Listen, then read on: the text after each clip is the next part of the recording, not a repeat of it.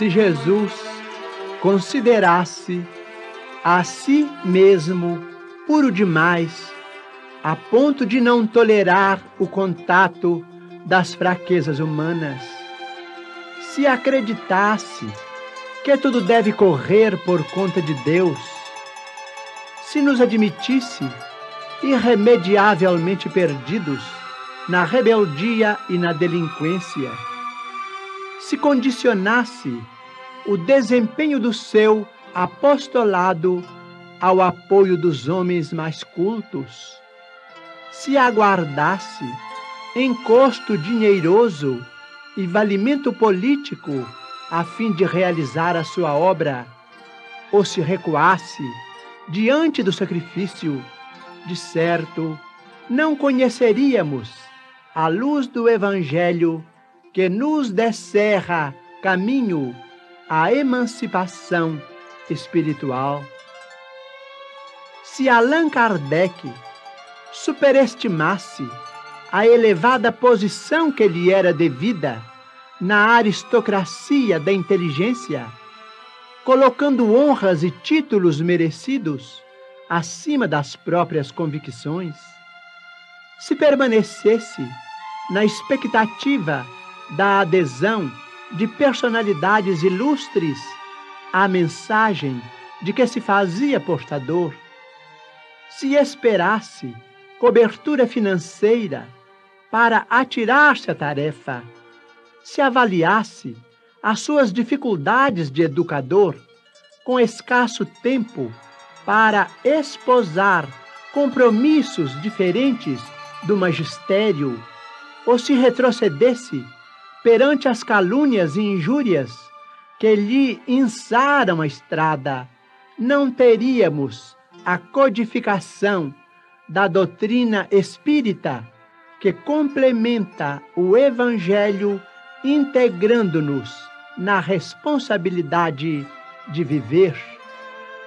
Refletindo em Jesus e Kardec, ficamos sem compreender a nossa inconsequência quando nos declaramos demasiadamente virtuosos, ocupados, instruídos, tímidos, incapazes ou desiludidos para atender às obrigações que nos cabem na doutrina espírita.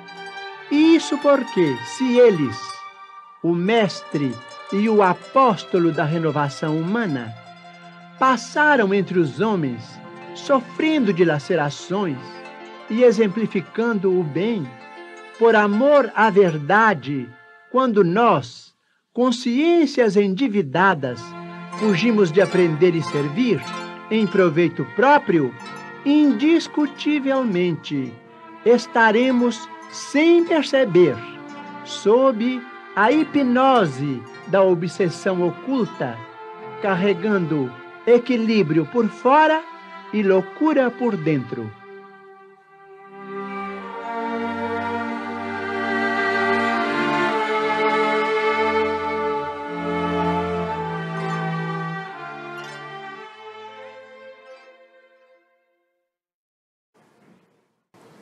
Queridos amigos que nos assistem pelas ondas da Rádio Web Deus Conosco, o nosso carinhoso e afetuoso abraço. Como sabem, esse mês de junho, a Fraternidade Espírita Joana de Ângeles está comemorando 34 anos de fundação, lá pelos idos do ano de 1986.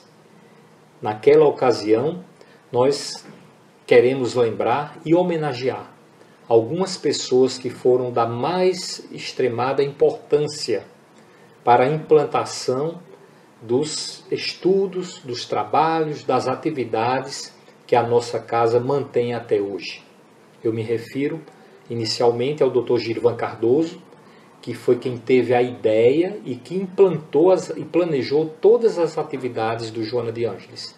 Ele sugeriu também o nome da mentora esta com quem ele tinha uma afetuosa afinidade. Ele sempre, quando conversava conosco, passava essa admiração, esse amor que ele tinha a Joana de Ângeles. Uma admiração à sua sabedoria, à sua disciplina e à sua fidelidade a Jesus e a Kardec. Então, o Girivan Cardoso, na época, trabalhando na Federação Espírita do Estado de Alagoas, ele tinha um curso lá, à semelhança do nosso Principiante Espírita, do qual eu participava, e ele então teve a ideia de criar essa instituição para que ela acolhesse os estudantes que terminassem o curso, porque eles não tinham muito para onde ir naquela época. E a ideia então foi concretizada e foi então criada e fundada a Fraternidade Espírita Joana de Ângeles.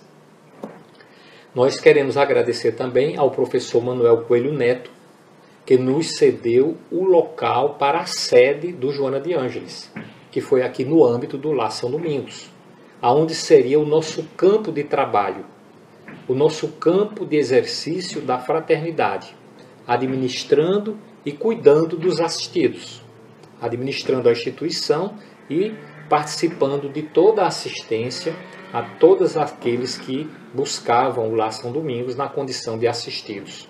Na época ele era presidente da Federação Espírita do Estado de Alagoas e também do Lar São Domingos. Então ele teve essa ideia naturalmente inspirada pela nossa querida mentora Joana de Ângeles e foi então feito esse vínculo que frutificou.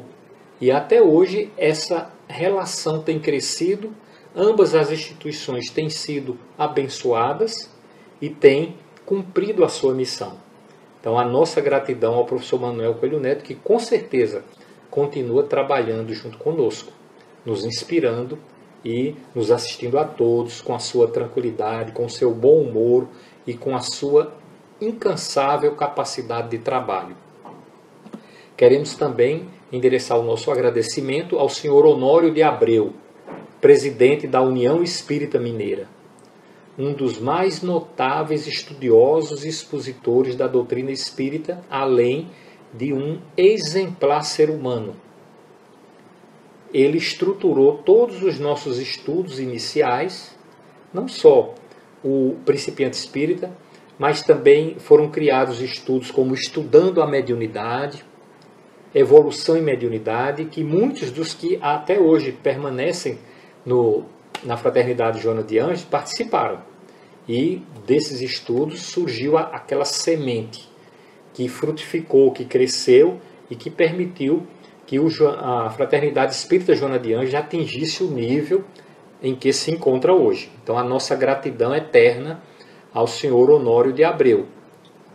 E também não poderíamos deixar de esquecer o professor César Reis, que instituiu, orientou e viabilizou financeiramente os trabalhos do Lar São Domingos, um dos mais exemplares e respeitados espíritas do Brasil, que desenvolveu um grande trabalho de assistência social, assistindo a mais de uma centena de instituições no Brasil, com mais de 45 mil crianças por muitos anos, incluindo o Lar São Domingos. E aqui no Lar São Domingos ele não só instituiu, orientou, mas ele viabilizou financeiramente as atividades do Lar São Domingos, tal qual elas são hoje. Inclusive construiu essa grande escola que recebe as nossas crianças para o apoio escolar. Então, ao professor César Reis, também a nossa reverência, a nossa gratidão. Todos esses aos quais me referi são espíritas exemplares, seres humanos exemplares, dignos de nós todos tê-los como referência. Então, eu diria que desde o início a nossa instituição foi abençoada, porque já tivemos esses ombros fortes que puderam sustentar toda a estrutura que até hoje se mantém, que é a nossa Fraternidade Espírita Joana de Ângeles. Mas eu queria voltar agora para a pergunta que foi feita lá no início. Por que Joana de Ângeles? Quem é Joana de Ângeles? Joana de Ângeles é esse espírito que todos nós aprendemos a admirar e a respeitar pelas suas atitudes, pela sua postura, pela sua firmeza, pela sua disciplina, pela sua capacidade de trabalho.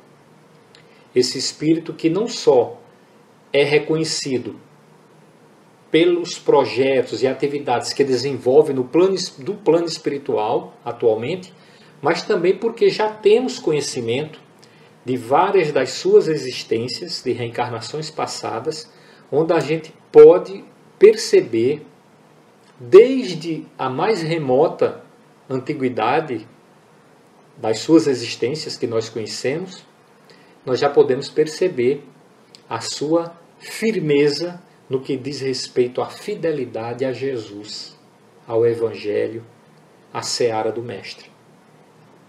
Então essa é a Joana de Ângeles, que aprendemos a amar pela magnitude do seu projeto, inspirando o surgimento aqui no Brasil e em todo o planeta de instituições de fraternidade. Joana de Ângeles. Essas instituições, eu me lembro que o Divaldo Pereira Franco, há cerca de 10 anos, ele já havia me dito que já existiu mais de 400 instituições só no Brasil, inspiradas por Joana de Ângeles. Não poderíamos deixar de assinalar a grande e primeira instituição desse nível, que foi aquela que foi inspirada lá com o nome de A Mansão do Caminho, lá em Salvador, que cuida atualmente de mais de 3.000 crianças, assistindo às suas famílias, à comunidade pobre. É uma instituição que merece a admiração do mundo inteiro, inclusive da própria ONU e da Unicef, que deram a Divaldo Pereira Franco o título de benfeitor da humanidade, de mensageiro da paz, pela grandeza desses trabalhos que ali são realizados, todos inspirados por Joana de Ângeles. Esses trabalhos têm se multiplicado e não constam apenas de trabalhos assistenciais, porque Joana de Ângeles também é extremamente reconhecida mundialmente hoje pela extensão da sua obra psicografada, através do médium Divaldo Pereira Franco, com mais de 200 livros.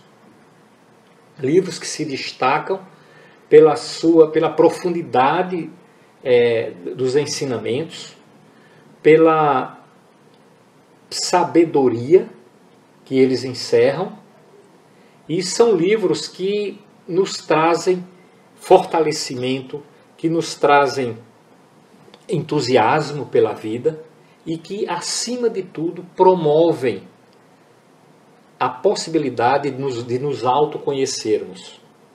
Ela é uma verdadeira psicóloga de grande capacidade que nos permite, através do conhecimento da sua obra, compreendermos a nós mesmos, a darmos aquele mergulho interior, identificarmos as nossas carências, e ela nos ensina como vivenciar a mensagem do Evangelho. A forma prática de como percebermos as nossas carências, as nossas limitações, mas também os nossos recursos e a nossa grandeza interior. Uma das áreas das suas obras tem recebido um grande destaque mundial, principalmente aqui no Brasil, que é a sua obra psicológica. Um trabalho de psicologia transpessoal espírita cristã, um trabalho de psicologia com a alma, onde o amor tem um papel preponderante, São cerca de 16 livros que tratam dos mais variados assuntos da área da psicologia, exatamente nos ajudando a nos autoconhecermos. Como é o caso, por exemplo, do homem integral, plenitude, o ser consciente, conflitos existenciais, triunfo pessoal, encontro com a paz e a saúde, em busca da verdade, psicologia da gratidão, amor imbatível, amor, Jesus e espiritualidade. São tantos outros livros que compõem essa série e que têm merecido estudos, reflexão de vários grupos em várias partes do mundo, principalmente entre os próprios psicólogos, e são uma obra, assim, é uma obra de uma grande importância para nós nos autoconhecermos. Ela, nessa obra também, enfatiza a necessidade não só da oração, que é conversarmos, falarmos para Deus sobre as nossas necessidades, mas também da meditação, que é aquele momento em que a gente silencia para ouvir o que Deus tem a nos dizer. É o momento em que a gente permite essa vinculação, essa conexão com Deus, para termos aqueles insights de sabedoria, de aprendizado a respeito de tudo aquilo que nós necessitamos. Então é uma obra que eu recomendo a todos e que deve ser estudada, lida, meditada e refletida. Joana de Ângeles, ela tem uma espécie de uma parábola que ela sintetiza toda a nossa missão existencial.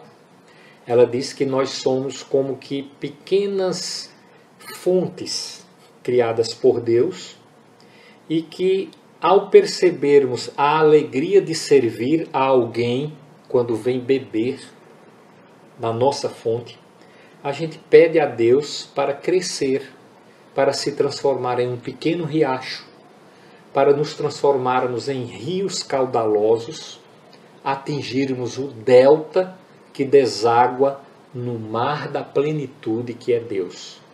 Então isso é uma parábola que ela coloca para exemplificar a nossa própria trajetória evolutiva e a nossa missão existencial. E que nesse caminho iremos encontrar as pedras, as toras de madeira impedindo a nossa trajetória, as cachoeiras, as dificuldades do caminho, mas que precisamos, quando necessário, parar, engrossar as nossas águas e superarmos os obstáculos, dando continuidade à nossa existência em direção a Deus. Então, é isso que ela objetiva com o seu trabalho, inspirar a todos nós. A vinculação a esse caminho, a essa verdade, a essa vida que é Jesus, né?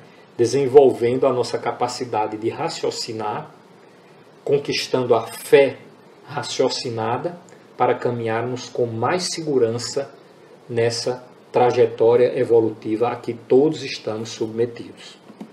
Então, a Mansão do Caminho, que é essa instituição de fraternidade, que abriga mais de 3.000 crianças, desenvolve um trabalho reconhecido internacionalmente, e lá, quando ela começa a realizar esse projeto, ela coloca com toda a ênfase que desejava criar uma experiência educativa aqui na Terra, que demonstrasse a viabilidade de se viver em comunidades realmente cristãs, mesmo nos dias atuais, mas antecipando uma convivência que antecipasse o tipo de convivência que precisamos ter quando a Terra estiver regenerada.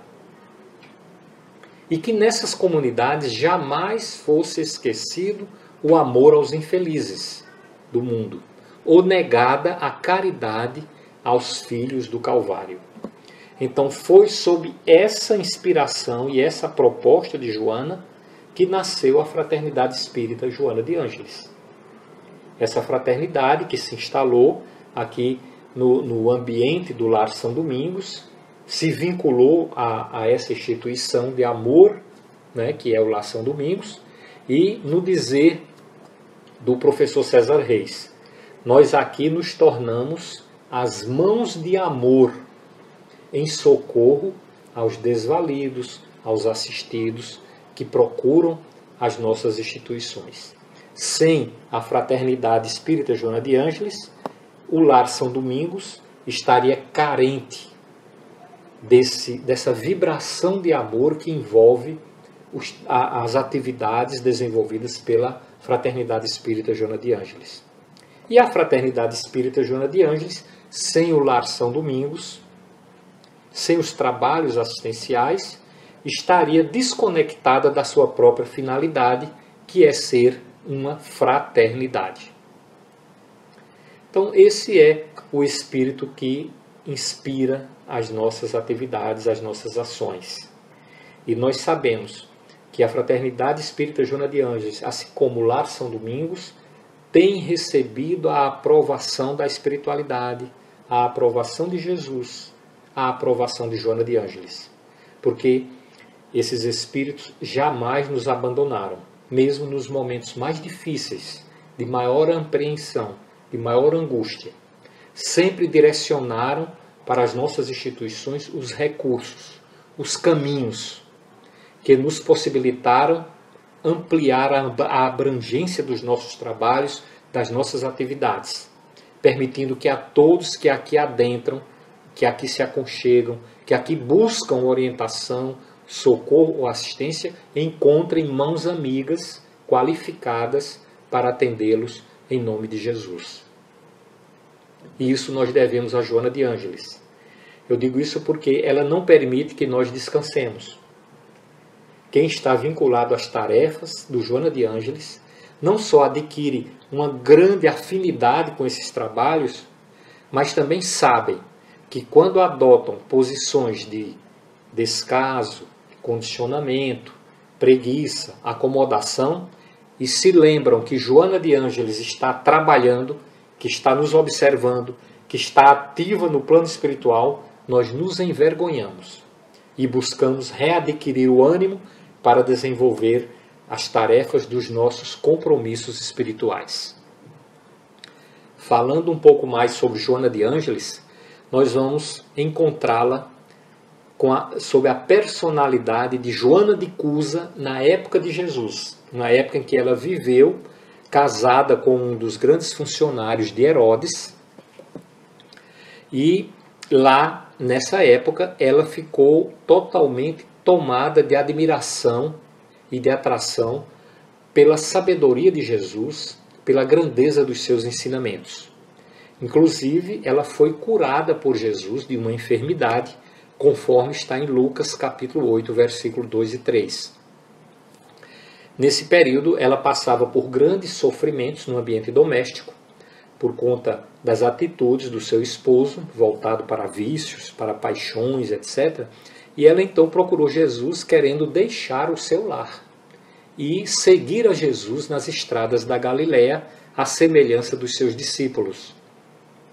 Ao que Jesus então orientou, que ela permanecesse seguindo a Jesus na intimidade do seu lar, vinculada aos seus compromissos espirituais, ao que ela atendeu prontamente, já demonstrando a fé, né? Já demonstrando essa convicção no que diz respeito aos ensinamentos do Evangelho, do cristianismo.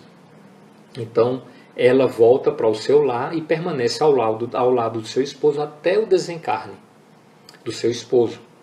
Após o esposo desencarnar por conta dos excessos, ela então se dedica integralmente à divulgação do cristianismo e aos trabalhos assistenciais junto à população carente, às crianças órfãs, aos desvalidos. E é nesse trabalho que ela então é perseguida, né, pelos romanos na época, e ela é presa e condenada à morte à fogueira juntamente com o seu filho. E aqui vem mais um grande testemunho de fidelidade a Jesus desse nobre espírito, que exatamente ela se recusa a negar o Cristo para ser salva da fogueira, junto com o seu filho, que estava ao seu lado, amarrado também para ser queimado, e que gritava para que ela negasse ao Cristo. Ela repreende o filho e diz que antes de quaisquer atitudes é imprescindível ser fiel a Jesus e a Deus. E ela então desencarna junto com seu filho, perdoando aos carrascos. Então, são fatos que já trazem para a nossa compreensão a grandeza desse espírito. O quanto ela já era sensível ao amor, aos ensinamentos do Evangelho, e o quanto ela já possuía de fidelidade a esses princípios. Mais tarde, ela reencarna na Itália, na cidade de Assis, onde se torna uma freira, deixando o lar, um lar abastado, com muitos recursos que tinha a família, mas ela faz a opção pelos pobres, atraída pelo trabalho de Francisco de Assis, com quem conviveu e conheceu lá em Assis. Ela se enche de admiração por Francisco de Assis, que passa a ser o seu orientador espiritual, e ela então participa das atividades e desenvolve um trabalho semelhante ao de Francisco de Assis, lá como uma religiosa em um convento, lá onde ela se tornaria conhecida como Clara, Irmã Clara. Então, Joana de Ângeles, já naquela época, demonstrando essa fidelidade aos seus princípios, acontece um fato bem interessante. O rei Frederico II, um invasor lá na Itália, não me lembro qual era a nação, ele invade o convento de Santa Clara, de Joana na época, e ela então se coloca diante dos soldados, impedindo a entrada. Isso permite que as irmãs do convento possam se evadir e se esconder. Esse gesto seria repetido futuramente numa encarnação no Brasil, lá no convento da Lapa, quando ela reencarna aqui no Brasil com o nome de Joana Angélica de Jesus.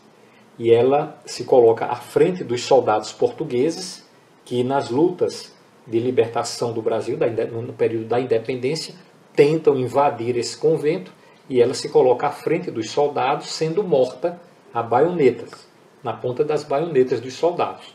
Mais uma vez dando esse testemunho de fidelidade aos próprios princípios que ela abraçava com muito amor.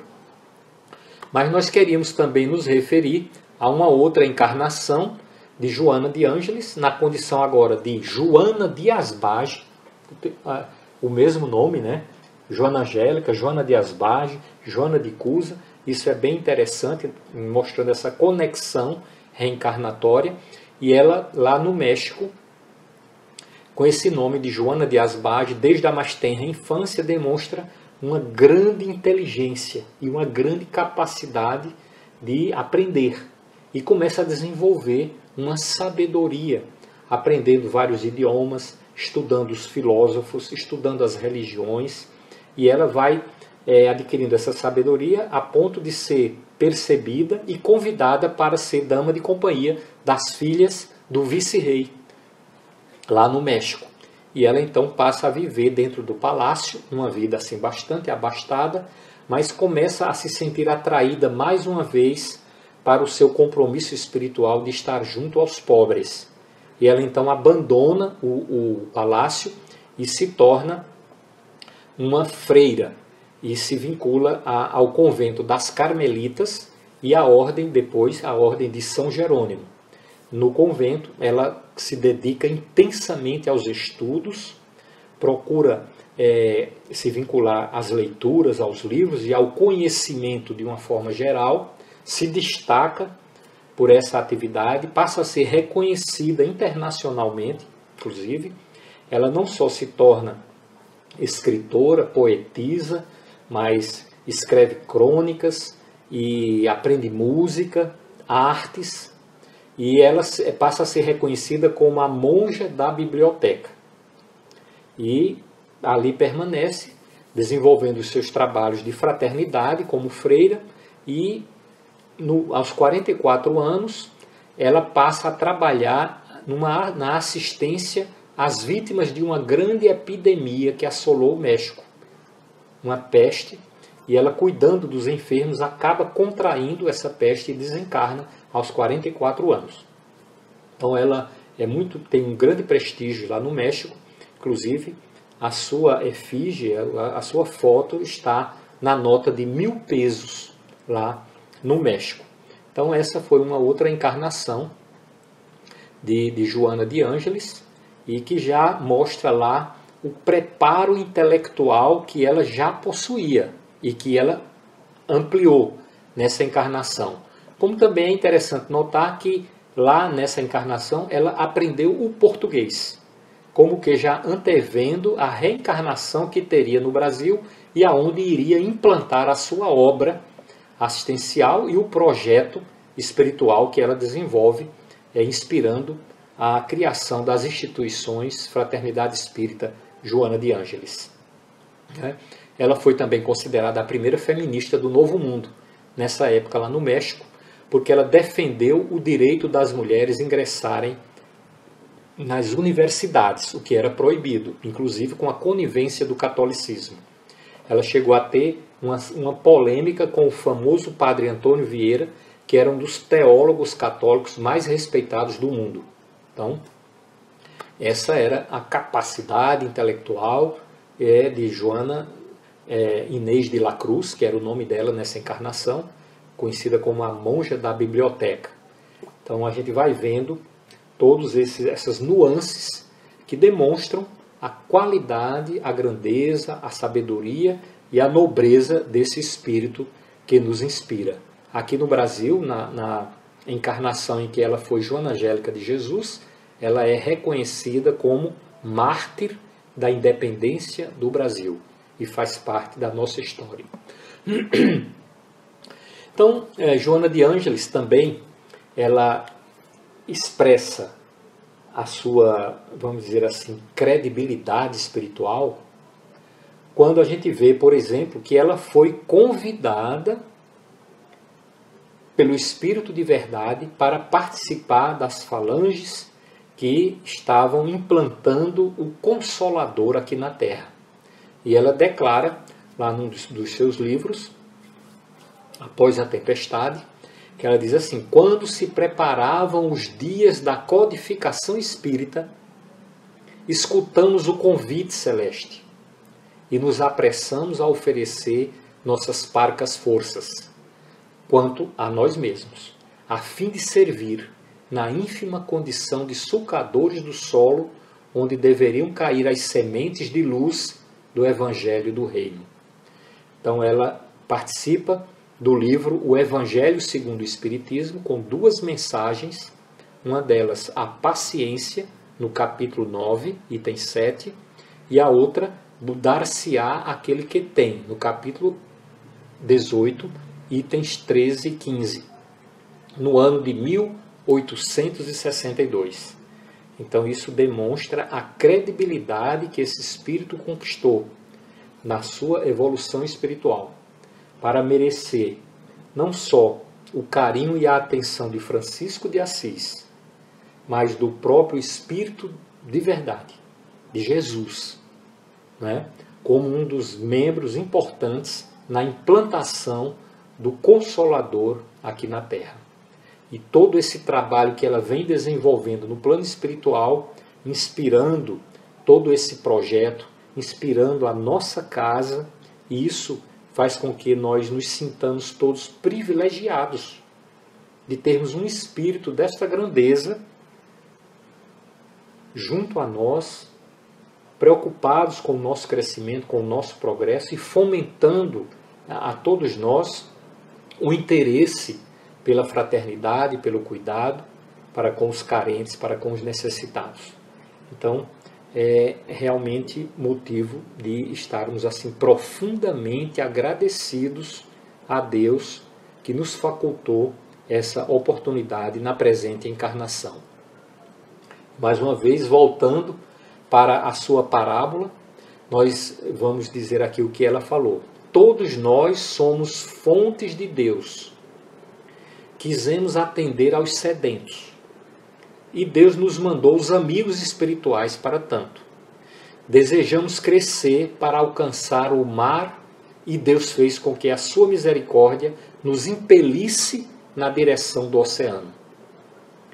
E nesse projeto de vida, nós nos deparamos com dificuldades, com empecilhos, com limitações, com as nossas próprias carências. E ela então coloca: agora que surgem os empecilhos, por que reclamamos? Se já temos tanta demonstração da providência divina, do amparo de Jesus sobre nossas vidas.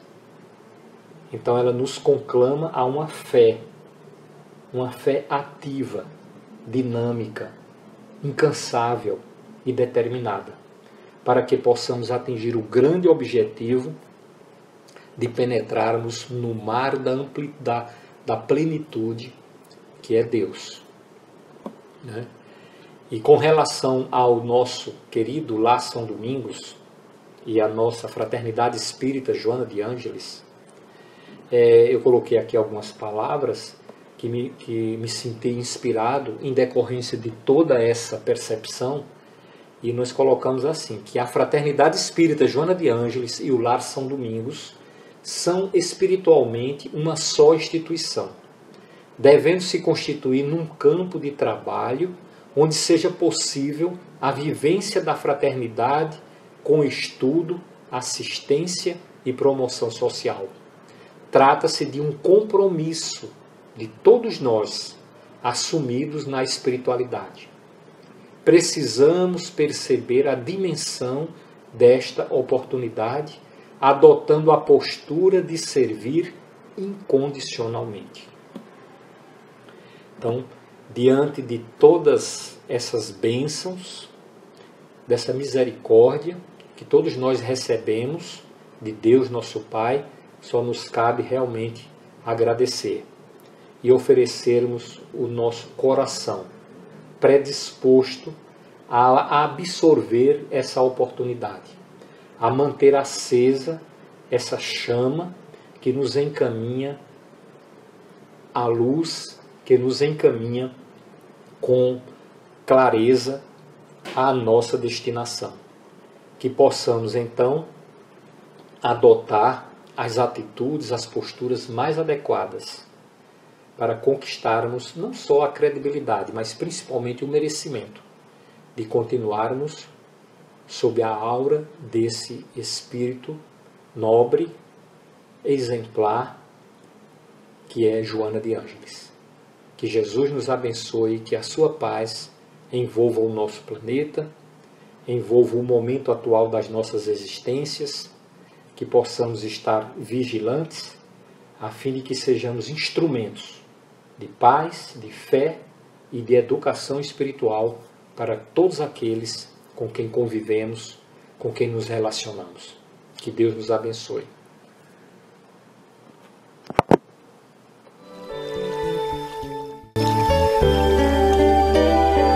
Na cidade de Cafarnaum,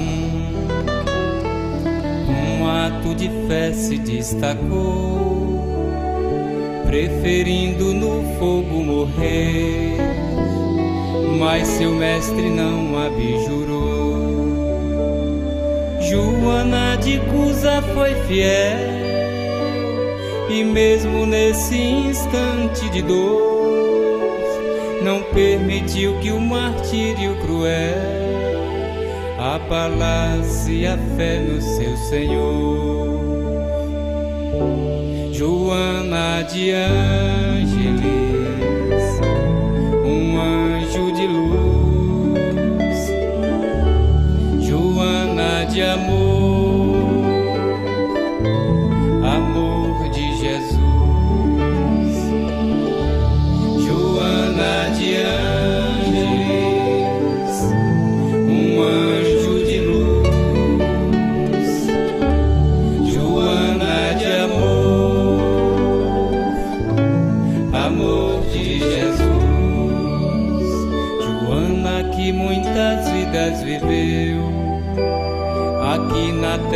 sempre em missão, fiel representante de Jesus, convicta na sua vocação. E foi como Clara de Assis, uma das suas reencarnações, vivendo pra Jesus Cristo servir, dedica-se humilde à missão.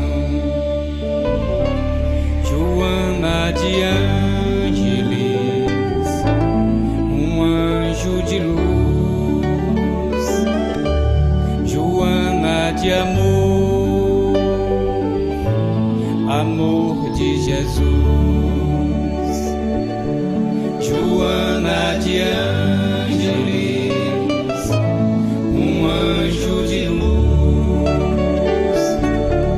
Joana de amor, amor de Jesus.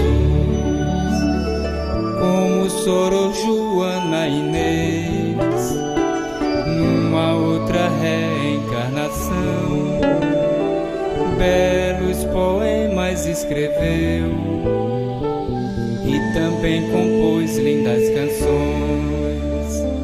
Mas aí também se dedicou, socorrendo os enfermos, seus irmãos. Foi tanto que assim desencarnou, contagiada pela mesma infecção. Joana de Ângeles, um anjo de luz, Joana de amor, amor de Jesus. Joana de Ângeles, um anjo de luz, Joana de amor, amor de Jesus. Como Joana Angélica de Jesus, nasceu na cidade do Salvador, e pra cumprir sua santa missão, no convento da Lapa ingressou. E foi grande sua dedicação, atuando com bravura e amor, e em meio de uma revolução, a baioneta o seu peito traspassou. Joana de Ângeles, um anjo de luz, Joana de amor, amor de Jesus. Joana de Ângeles, um anjo de luz, Joana de amor, amor de Jesus. E hoje continua a trabalhar lá do plano espiritual, com sua mensagem de amor, nos ajudando a vencer o mal. Joana de Ângeles de Deus, venha nossas dores aplacar, nobre mensageira de Jesus, farol constante a iluminar.